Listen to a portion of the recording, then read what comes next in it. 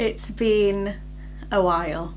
So welcome back to my channel, guys. I'm Pixie Ray, and for those of you who are new here, my channel name has actually changed. It was Pixie Ray MUA and it's now Pixie Ray Official, just because of what I'm about to explain and yeah, where I want to take my channel. So yeah, welcome back, guys, if you aren't new around here, and thanks for sticking with me. I know it's been a very long time and you will find out why, obviously, as this video goes on.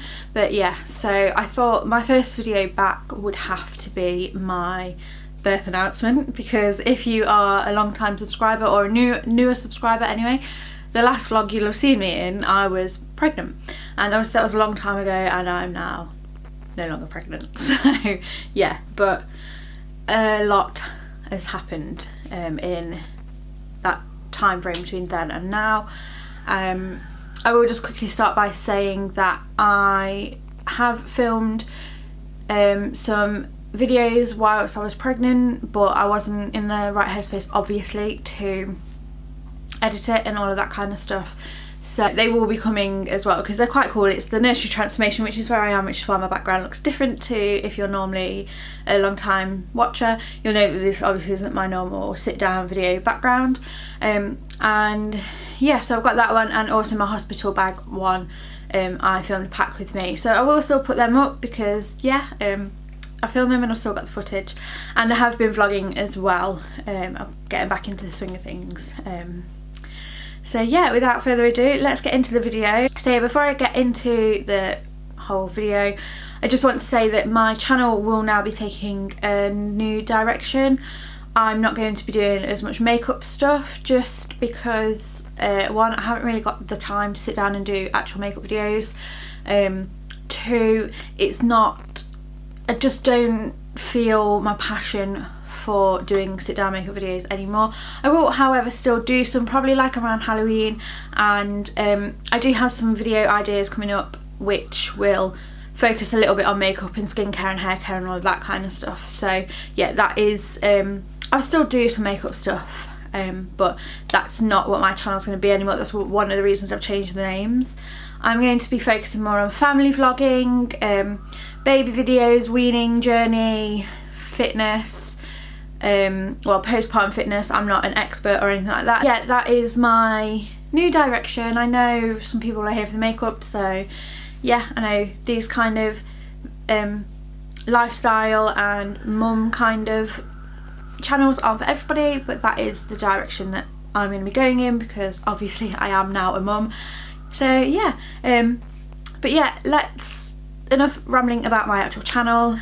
Let's get into the actual announcement and all that kind of stuff. Before I start, I will say that this will be a trigger warning for people, because obviously I'm talking about pregnancy and birth, but I'm also going to be talking about infant loss, neonatal, sick babies, traumatic births, and all of those kind of things. So obviously that does come with a trigger warning, and feel free to click off. I will tell you just before I'm about to launch into our birth story, but obviously you're probably all here because you want to see Maisie, who is our little girl. So on the 1st of October at 2:34 p.m. she was born, 7 pounds 3, and she is just downstairs at the moment with her dad, just having her bottle. So I will, once I finish filming this video, I'm actually going to get her, so I'll insert her coming into the room in here. So yeah, it's not this second, but I'm not going to make you wait till the end because she's so cute. And yeah, she is now 5.5, well, almost 6 months old. She's 6 months old on the 1st of April, which is next week. So yeah, the story I'm about to tell you can, I think it's probably better that you see Maisie first, so you know she's perfectly well and all that type of thing, because yeah, wasn't a great time.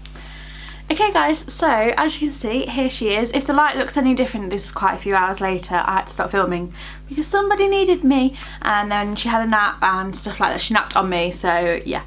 But yeah, here she is, Mrs. Maisie. So yeah, as you can see, she's not a newborn, she's 6 months old. A little lady. And she loves this camera. She keeps trying to get to it. Oh, it's camera. And as you can see, she is perfectly well. So I feel that I have to do this story for me. I find it easier talking about it. I think it's so important to raise awareness about what happened to us, and I know that a lot of people don't like to talk about this kind of thing, but for me it's something that I'm passionate about, that people are aware of the dangers of these things that can happen. And yeah, I just think awareness can save lives. I will say again, this is your trigger warning. If you feel that you can't listen to stories about obviously an extremely sick baby and a traumatic birth, if you're pregnant you may not want to watch it, but yes, I totally understand. I will, you know, I would now click off. I will just put a card up so to give you a second to click off. So I might get emotional in this video, so if I do, sorry, but yeah, as you can appreciate, it's quite an emotional subject. So as I said, Maisie was born on the 1st of October. She was due on the 29th of September. We had completely straightforward pregnancy. There was no worries, nothing like that. We had an extra growth scan because I did think she was a bit small, but it turns out she was fine and the growth scan didn't bring anything up. So yeah, we were well on our way, and on September 29th I went in for a sweep and I had my bloody show, but nothing else was happening. I woke up on the 1st of October and she wasn't moving, and I hadn't felt a move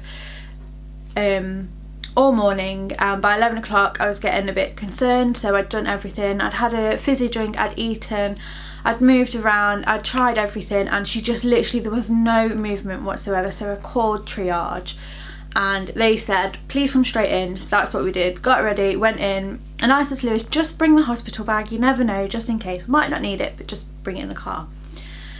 So obviously we go over to the hospital, and got on the way, we literally almost were in a car accident. Somebody pulled out in front of us, Lewis had to swerve out of the way. So just honestly, thank God that we didn't actually get hit. Like, I don't know, someone was on our side. And then yeah, so we get to the hospital. Lewis has to wait in the car due to coronavirus. I have to go in on my own to be assessed. So I go in and they hook me up to the monitor and they give me a button and they say press this button if the baby moves.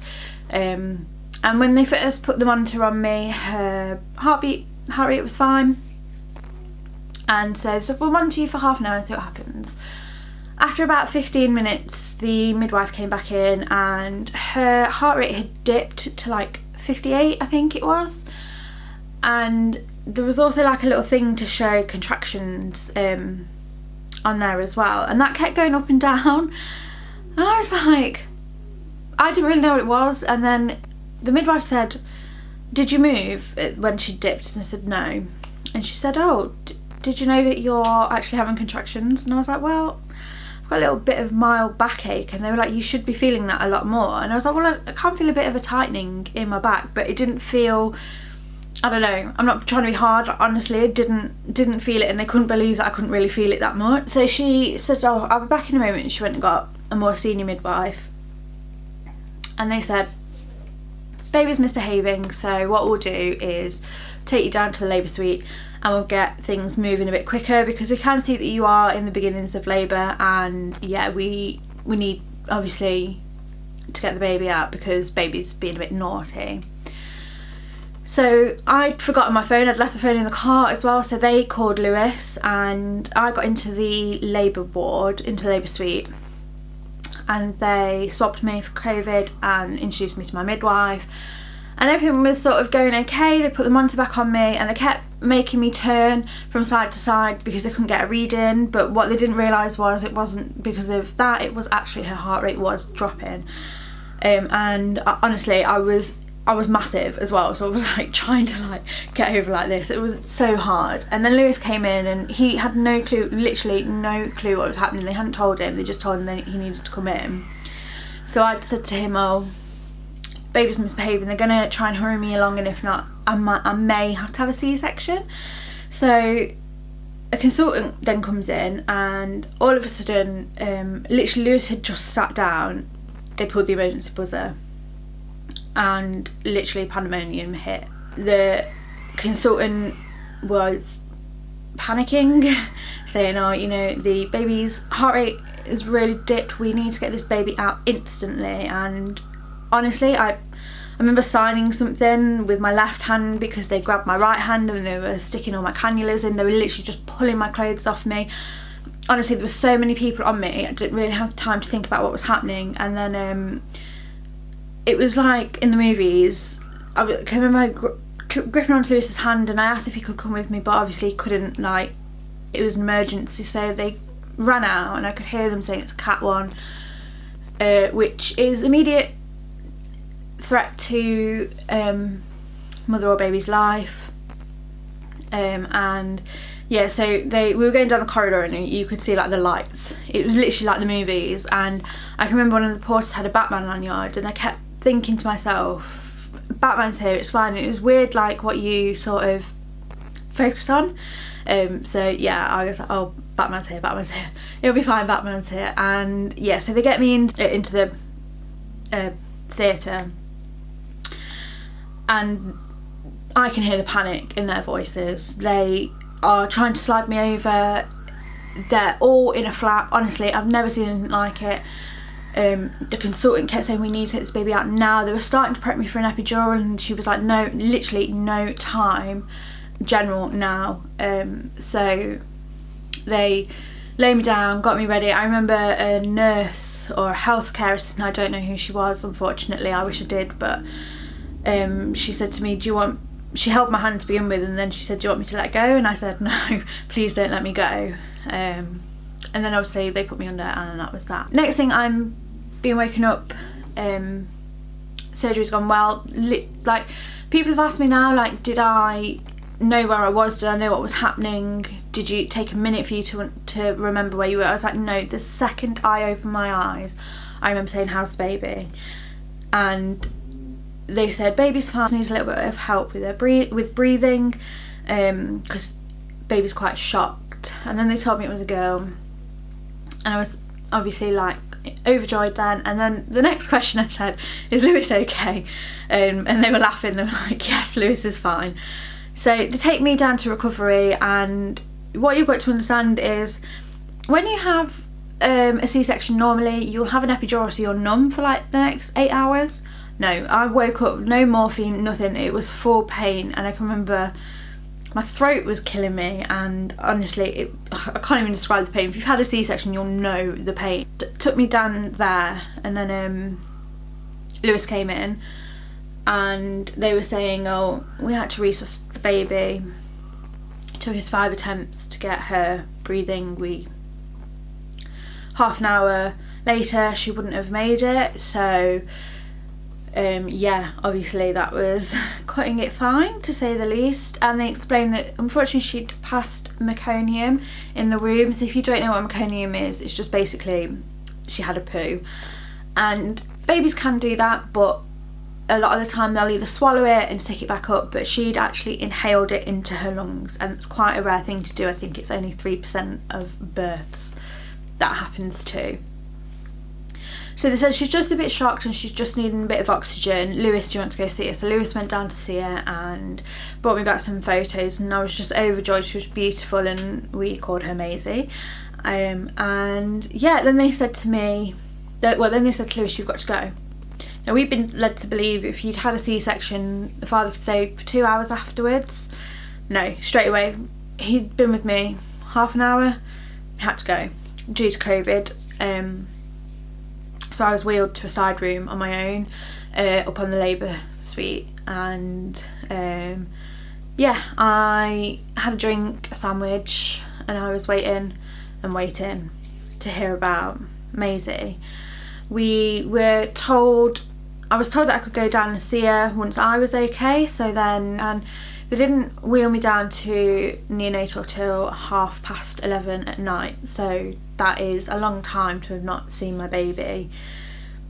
And when we got down there, unfortunately we realised how serious the situation was. She was on life support, she was unconscious, she had a ventilator down her throat because she couldn't breathe on her own, and yeah, she was just in an incubator. And yeah, I knew there was something wrong because the longer they left it, the more I was like, what? And then I think it's mother's instinct, and like I said before, with the awareness for me was knowing that she wasn't moving, and I knew there was something wrong. And please, if you are pregnant or you become pregnant or anything, if that baby stops moving, call them. You're not wasting their time. It's better to waste their time than for the worst to happen, which, you know, half an hour later that would have been us. And that's what the consultant said to Lewis, like literally we would be having a different conversation if you hadn't come in when you came in. Again, I'm still on my own. I'm down in the neonatal in a wheelchair looking at my very sick baby, and the consultant, a different consultant, a doctor, neonatal doctor, came and spoke to me, told me how severely sick she was. She had an infection. Her infection marker was 95, and then normally their infection marker when they're born is normally 5. So she had a huge infection, she couldn't breathe, and she was going to have to be transferred because Derby couldn't give her the support that she needed. So, and I asked, can I go with her, and they said no. Due to COVID, you can't come overnight, Lewis can't come, you can't come in the ambulance. They did eventually call Lewis and get him to come in, but I had to hear all of this information on my own, just given birth, not slept, barely eaten anything. I just think it was my worst nightmare. I always said it would be the hardest thing to be on your own and hear that and not have the support of your husband or your partner or whoever. So yeah, they did eventually call Lewis and he was able to come back. So he came back about 1 in the morning. I remember they had to take my blood as well because they needed to send my blood with her just in case she needed anything. I don't know, they told me why, but I can't remember what it was. So yeah, they were transferring her to Nottingham, which if you're not from around here, it's just the next city over. So luckily she wasn't going too far away. They were potentially talking about Leicester, but they had a bed for her in Nottingham, and she was going to be on nitrix, what helps the meconium clear from their lungs basically. So yeah, they took her in the ambulance. I sat with her till 5 o'clock in the morning, and then they took me back up to the ward, and Lewis went home for a sleep and then went straight to the hospital. And then the next morning they called me and again just reiterated how severely sick we were, and we thought at this point we were going to say goodbye. I remember mum, they let my mum come. So yeah, they sent my mum to the ward. They said that she could come up, and they were going to push for a medical transfer for me, but it would be quicker not to. The midwife, she was amazing. They said, I'm getting you to your baby. So to cut a long story short, I made it over to Nottingham the next day, and luckily we were able to stay there, but they have like a little wing for parents who don't live in the area, so we could stay over. So we were literally just down the corridor from her, which really helped because leaving her was the hardest thing. And yeah, so she went on the Friday morning there, and it was very touch and go for those first couple of days. She was extremely sick. There was talks of sending her to Great Ormond Street to have a really risky procedure to put an iron lung in if she couldn't, if they couldn't make her better. We got to Sunday and she completely drained of colour, and I mean completely. There was no colour in her, and they explained to us she needed a blood transfusion. We went back to the room, and that was the hardest night for us because we didn't think she was going to make the night. They were really concerned about her. She did, obviously. The next morning she started really improving, and well, she hadn't started improving, she just plateaued. So she'd improved from the Sunday, but she still wasn't getting any better, and they were still again talking about if she's not going to get better in the next 72 hours, I think they said this was crucial, they were going to have to send her to London. It was really strange because I just remember the Tuesday she just wasn't making any sort of progress, and they were trying everything. And then the Wednesday, they sent in a physio, so she was having chest physio, so they tapped her chest with this device thing, and then they took all of the meconium out, so that was called chest physio. But then they sent an actual proper physiotherapist in to do some bits, and she was doing all different stuff, and we were watching, we were there, and we were every second of the way led. We were told what was going on. And then also that day they decided to put her on her tummy as well rather than on her back, and honest to God, the change in her was like instant. Not instant, but just so quick. She started to improve, and it was like a miracle. They couldn't believe how quick she started to improve, and she was starting to fight her sedation as well, because they said she was so strong that she was starting to wake up, so they had to keep putting her back under. And then eventually they took the ventilator out and started to wake her up. She woke up on the 7th of October. 7 is my lucky number, and I predicted she'd be born on the 7th of October, and that was the first time I got to see her eyes, because I hadn't even seen her eyes. I still hadn't held her at this point either. I'd only been able to touch her through the whole things. But yeah, she starts to improve, and slowly all of her machines start to come off, and on the 9th of October I was able to hold her for the first time, so 9 days after she'd been born. She was still hooked up to a lot of things, so it was quite awkward to hold her, but it was the best feeling in the world. And I was still terrified. I was so worried that she was gonna relapse or go back, and it was hard, and I cried constantly. Obviously, the staff, they were absolutely incredible. Honestly, I can't tell you, the nurses and the doctors and everybody, they were just amazing. We had 24-hour care for Maisie. So yeah, the staff were amazing. There was a lot of nurses that we really got on well with. Obviously got on well with everyone, but yeah, some of them we just really bonded with, and they got me some support as well, which was really nice, because I was obviously really struggling, and I needed to be strong for Maisie. I was under the care of the midwives then in Nottingham, so they would check my C-section and check me, blood pressure and all that kind of stuff until I left. The only thing is, in the room that we had, we didn't have a shower, we just had a bath.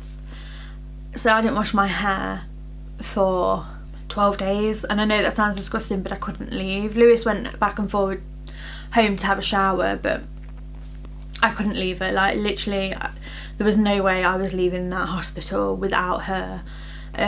So I just sucked it up and had to use lots of dry shampoo.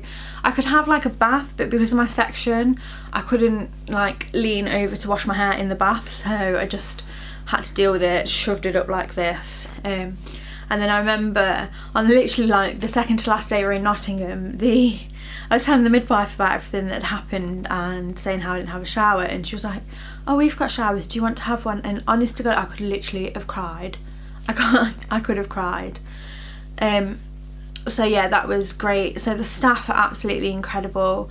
It was hard because if it wasn't for COVID, we could have actually had visitors as well. So parents get 24-hour access, obviously, but my mum and dad could have come and met her.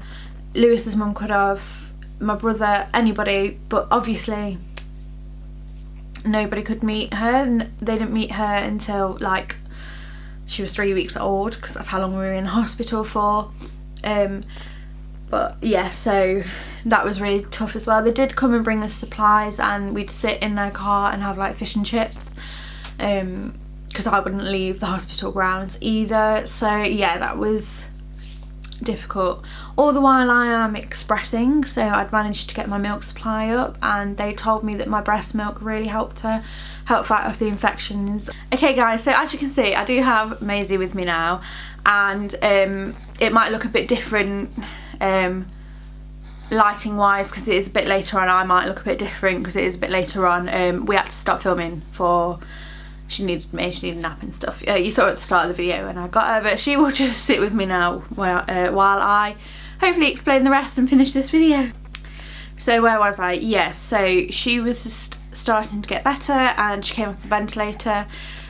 When they took the ventilator out, that was one of the most nerve-wracking experiences me and Lewis have ever had to go through, because obviously they needed to make sure she could breathe properly. And funnily enough, when she actually came around, she was crying. Not when she came around, they took it out, she was crying, but she sounded like a little seagull because her throat was so sore. It was dead cute. And she had to have some suppositories to help with her sore throat, some steroids because she couldn't have them via her drips because she had so many other things in there. She was awake, she had her little seagull cry, which then turned into a little donkey cry, and we do call her Donkey. Well, she's got numerous nicknames, but yeah, we called her little Donkey for a long time. So yeah, once she came off the ventilator, it was then she just had a cannula in her nose for her oxygen, and we were working on bringing that down. And the rate that her oxygen requirements came down was insane. Honestly, she amazed everybody. And they did say to us once she was starting to get better that we could transfer back to Derby with her. So yeah, we were waiting for a transfer and we bathed her there. I think I was talking about breastfeeding as well, so I was expressing because she was being fed via a tube. I managed to get loads and loads of milk and stashed, but then suddenly she started just taking so much milk and it was really hard to keep up, so they did have to top up with formula as well, which is something we've been fine about.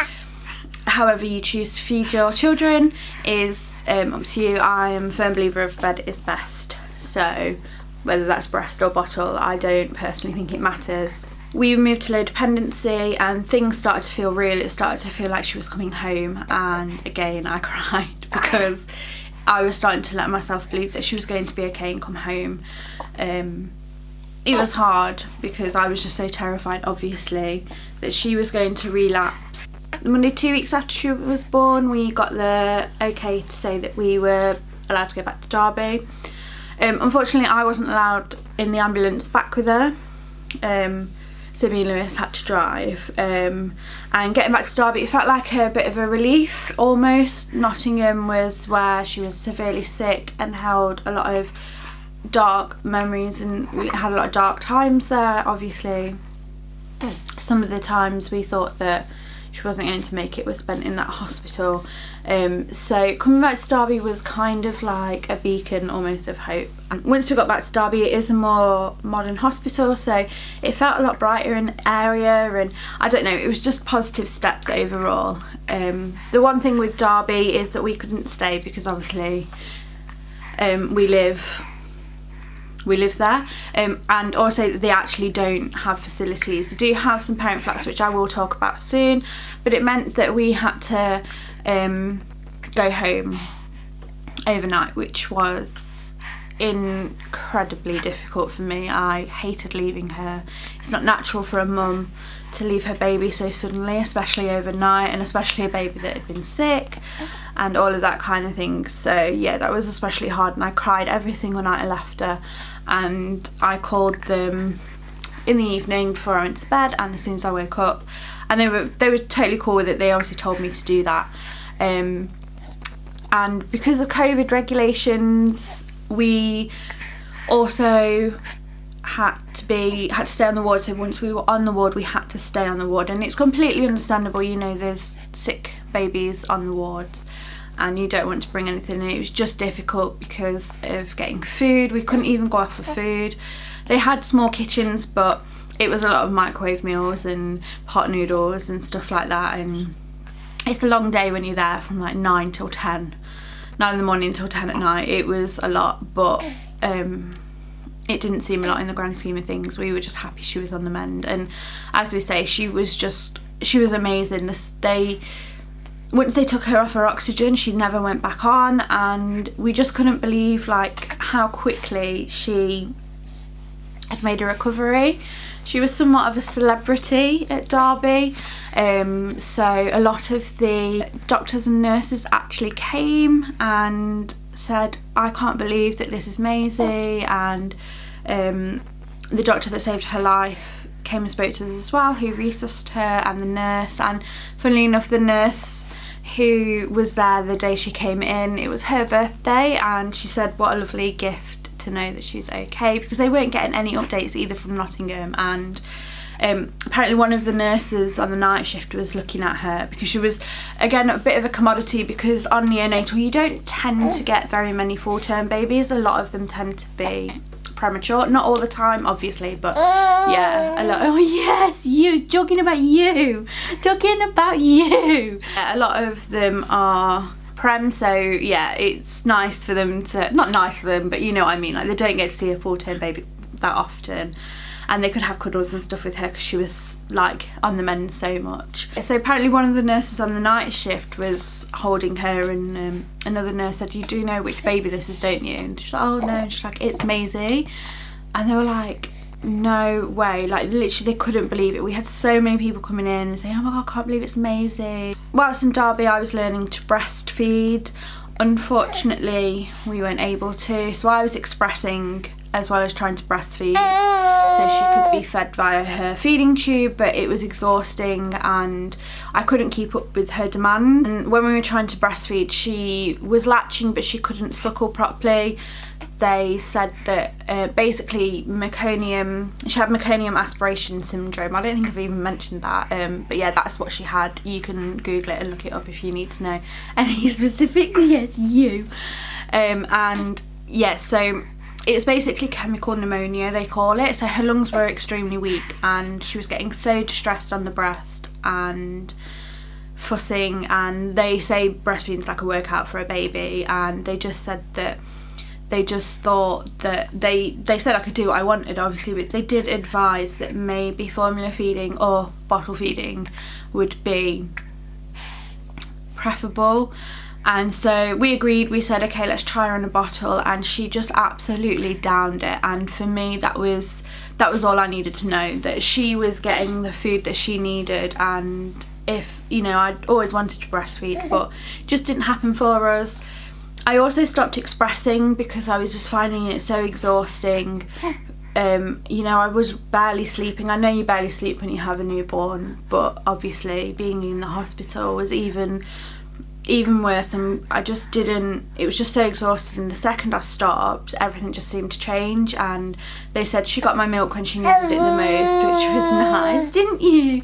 And we've never looked back. We use Kendamil, which is a really good formula. We have the prep machine, so everything's nice and easy. Then we were finally told that she could go home. Now, they wanted to send her home on the Monday. This was the Friday that they told us. They said, so on the Saturday you'll come in and you'll go in what's called the parent flat, which is like a flat for you to, you're left up to your own devices basically, but the hospitals, what are you doing? The hospital staff are there just in case, and they track her temperature and how much she's feeding and that kind of stuff. So we got all of our stuff and went and stayed in the parent flat. It was terrifying because she was no longer on a heart monitor, so I couldn't tell if she was still breathing at night, which I know is worry for most first time parents, and just parents in general I suppose. So yeah, into the parent flat. We actually ordered a takeaway, which we didn't realise that you could do until literally the last evening, and she was doing well and we felt that she needed to be home with us. So that was the Saturday night we stayed over. They wanted us to stay another night. However, when we spoke to the nurse, we just said that we understand if she can't, but is there any chance that we can go home today, because we just feel that she needs to be at home, she needs to be in a less stressful routine, we just need to be able to get on with things, because obviously we're having to ask for the milk, and as quick as they got it and like lunch and that kind of stuff, it just was more difficult, and we just wanted her home basically. So they did say to us, oh well, we have to make sure that she's fine and everything. So they did their checks and we got the all clear to go home, and she came home with us on the Sunday, which was absolutely amazing. My mum and dad got to meet her, and so did Lewis's mum. Following that, we had a couple of obviously checks from the midwives. They came several times because she dropped obviously her weight because she hadn't eaten for 2 weeks, and then 1 week she was then building her stomach up. So she did drop from the 50th centile to the 9th, and that's where she has actually remained, apart from she's now gone up very, very slightly. Okay, I apologise if you can hear crunching. Honestly, you don't buy baby toys, they want everything but the baby toys. Yeah, and then the real hard work began. I actually then had to keep her alive, and in the beginning it was so hard because I was just so scared constantly, and even now I think I'm a lot more overprotective than what I maybe would have been. Following that, we then had to have a NICU appointment. He's been completely signed off. They have left us with an open appointment if we need it, but the doctor was really happy with it. She couldn't believe how good of head control she had, and how strong she was, and how bright and alert she was. We've had that from the outset now, that she's so alert and bright for her age. She's quite far forward developmentally.